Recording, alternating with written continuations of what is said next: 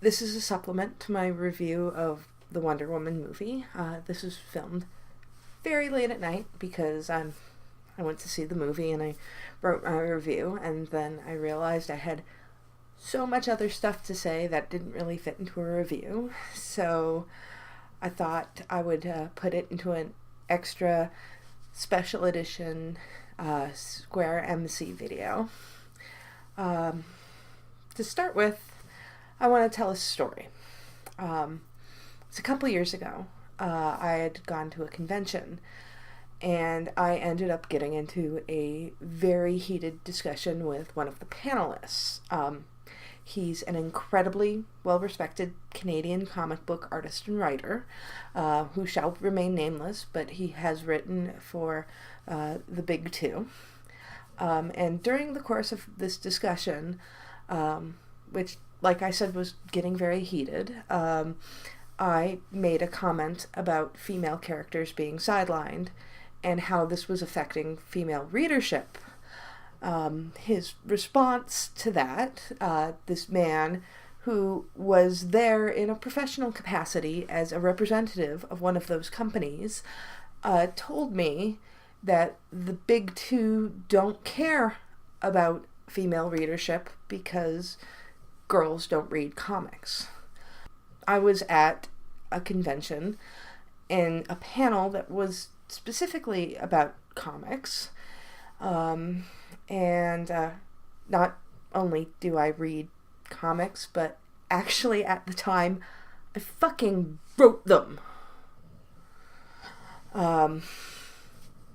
So why am I bringing this up? I just wanted to tell you that this is the world we live in.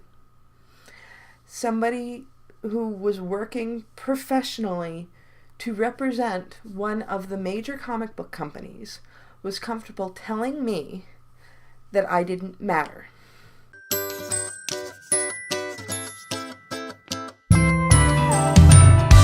Comic books have been something that I've loved since I was 7.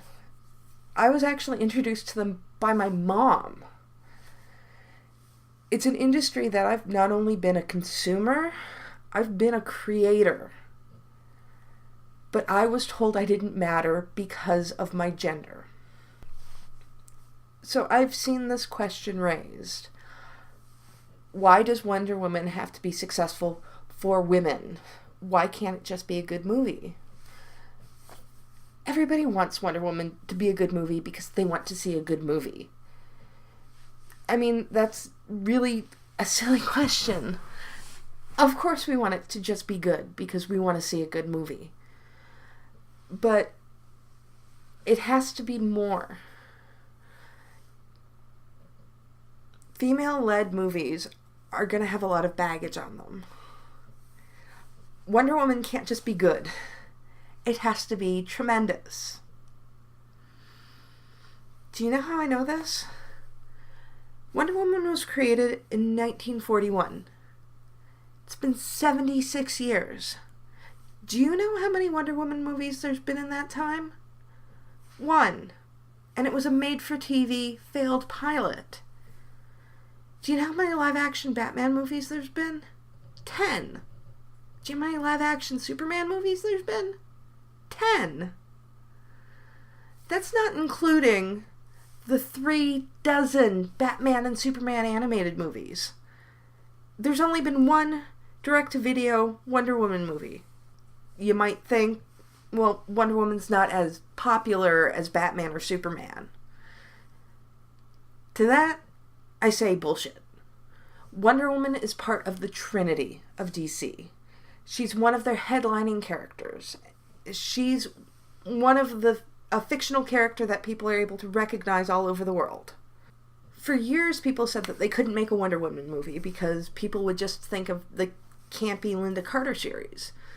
To that, I answer, look at how many Batman movies have been made after Adam West had his chance to camp it up. The first comic book movie that came out was Superman and the Mole Men. That was in 1951. Since then, there's been over 100 comic book movies released. In that time, only 6 of them have been female-led. Only 3 of them were directed by women.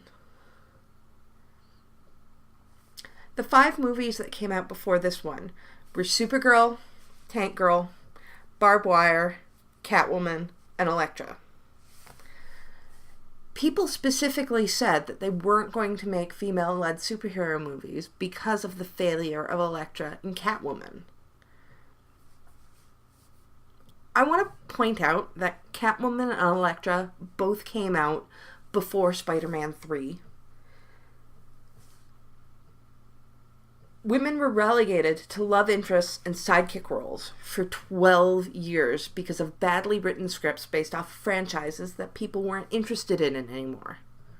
Meanwhile, emo-haired dancing Spider-Man didn't scare people off from making 2 more Spider-Man movies, with another coming out next month and another scheduled for 2019. Of the female-led comic book movies we've gotten, 2 were based off obscure titles by obscure companies. I guess Dark Horse isn't that obscure, but at the time they came out, it was. They were also released well before the comic book movie bubble had begun. In fact, if you asked people to name female-led comic book movies, they probably wouldn't even remember Tank Girl or Barbed Wire. Of the other movies, until Wonder Woman, they were all based off properties that people had gotten tired of. Supergirl came out after Superman 3. Catwoman came out after Batman and Robin. Elektra came out after Daredevil. These were franchises that they were desperate to keep going, and nobody was interested in them. Not to mention, the movies were just bad. These movies didn't fail because they were female-led, but because of their failures, female-led movies were pushed back or canceled. Studios didn't want to put their money behind female-led projects. They ignored the patently obvious reasons that they failed and instead focused on gender. Now you might be thinking, okay, there's not a lot of female-led comic book movies. But women lead movies and they lead action movies. What about that? Yeah, they're out there, but compared to the sheer number of male-led movies, you don't even think of the number of male-led movies out there because they're default. They're just expected. And when there are female-led movies, you get a bunch of nerd boys throwing tantrums about how feminazis have stolen their ice cream. Rey from Star Wars is called a Mary Sue because she's able to do exactly the same things that Luke and Anakin were able to do. Jyn Erso is also called a Mary Sue because she exists. She exhibits no skills that any other character doesn't have, but the fact that she's the second lead in a Star Wars movie in a row causes meltdowns, despite the fact that the 6 movies before it had male leads. It's just as bad behind the cameras as it is in front of it. Patty Jenkins, who directed Wonder Woman, was supposed to direct Thor: The Dark World. She ended up leaving the project because she didn't think that she could make a good movie out of the script. She knew that she only had one bite at the apple in terms of a blockbuster. She didn't want to waste her shot on something that was subpar. This is how it is for women. Women don't get the same chances as men. There are dozens of male directors that have turned in shit that are probably working on their next movie right now.